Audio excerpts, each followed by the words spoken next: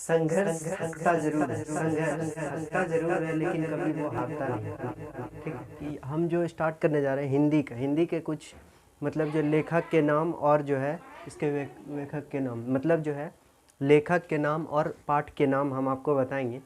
लेखक के नाम और पाठ के नाम, इसको जो है बहुत छोटा सा है, इसको अगर यदि आप ट्रिक के तरह माध्यम से याद रखेंगे तो आपको याद रखने में आसानी होगा और इसको अच्छे से, और ये आपको एग्ज़ाम में जो है 5 मार्क्स मतलब जो लाने में काम आएगा। ठीक है, याद रखिए जो है आपको जो 5 मार्क्स इसमें बहुत ज़रूरी है, कंफर्म आएगा ही आएगा। इसलिए इसको जो है आप अच्छे से एकदम ट्रिक के माध्यम से 1-2 बार इसको बोलेंगे मेरे साथ, जो हम बोलेंगे मेरे साथ उसको बोलेंगे, जो कि आपको एक अच्छी तरह से याद हो जाएगा और इससे जो है कंफर्म एग्ज़ाम आता है। ठीक है, एग्ज़ाम में आपका क्वेश्चन बनता है, समझिएगा बात को। पहला है पाठ का नाम, जो है पाठ का नाम है दही वाली मंगम्मा। दही वाली मंगम्मा क्या थी, वो कहाँ रहती थी? नाम से पता चलता है एक कहानी होगा और इसी कहानी पर है कि दही वाली मंगम्मा।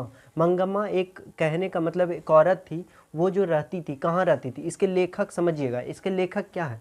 श्रीनिवास है। मतलब इसके एक याद रख सकते हैं कैसे कि दही वाली मंगम्मा कहाँ रहती थी। आप जानते हैं कहाँ रहता है, कोई भी आदमी निवास में रहता है, अपना घर में रहता है, तो याद रखिएगा कि दही वाली मंगम्मा जो रहती थी वो कहाँ रहती थी? निवास में। उसके लेखक कौन है? श्रीनिवास। इसके लेखक कौन है? श्रीनिवास। ये कहानी के लेखक कौन है? श्रीनिवास। देखिए आगे है ढहते विश्वास। ढहते विश्वास का मतलब है कि विश्वास का क्या हो जाना? गिर जाना, विश्वास का टूट जाना। समझिएगा, विश्वास का टूट जाना। कैसे विश्वास टूटता है?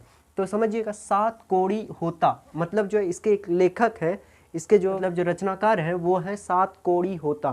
तो कैसे विश्वास टूट जाता है? ढहते विश्वास, 7 कौड़ी मतलब जो है, कौड़ी समझते हैं, पैसा को बोला जाता था पहले, तो कौड़ी मतलब जो इसे जब देखिए कोई व्यक्ति क्या होता है कि जनरली अगर यदि हम घर में देखते हैं कोई भी पैसा वैसा नहीं दिया, बहुत लेट कर रहा है, तो क्या कहिए, उससे एक विश्वास टूट जाता है।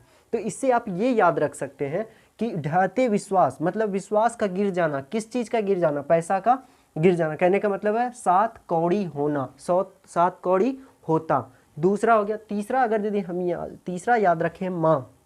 आप जानते हैं माँ के बारे में तो कोई कुछ कह नहीं सकता, लेकिन ये एक मतलब जो है कहानी के तरह है, जो कि इसके जो लेखक है वो कौन है? ईश्वर पेटलीकर। तो इसको आप अच्छे से याद रख सकते हैं। माँ, माँ एक कैसी होती है?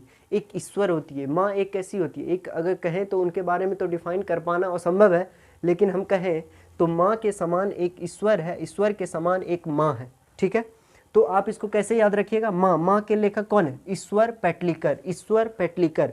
माँ, माँ किसके समान? ईश्वर के समान, जो कि ईश्वर पेटलीकर के नाम से है। ठीक है, अगला है नगर। नगर, अब नगर मतलब जो है अब गली गाँव में घूमते हैं तो बोलते हैं नगर।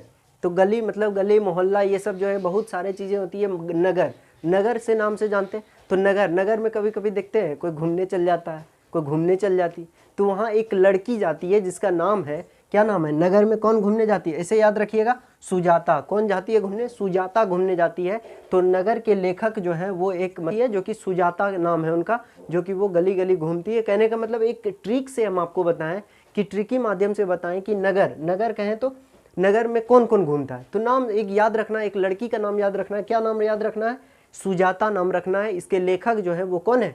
सुजाता है। ठीक है, अगला है धरती कब तक घूमेगा। धरती कब तक घूमेगा? आप जानते हैं धरती अपने अक्ष पर घूमती है, तो कब तक घूमेगा भाई? इसको ट्रिक से हम देखते हैं। इसको ट्रिक से देखने का क्या है? धरती कब तक घूमेगी मतलब जो एक कहा जाता है कि धरती कब तक घूमेगी, मतलब जो धरती कब तक घूमेगी, घूमेगी मतलब जो सांवर दैया, इसके कौन है? सांवर दैया। दैया, दैया कहने का मतलब यहाँ, यहाँ याद रखिएगा, मतलब जो बहुत दिनों तक, यहाँ बहुत दिनों तक घूमेगी।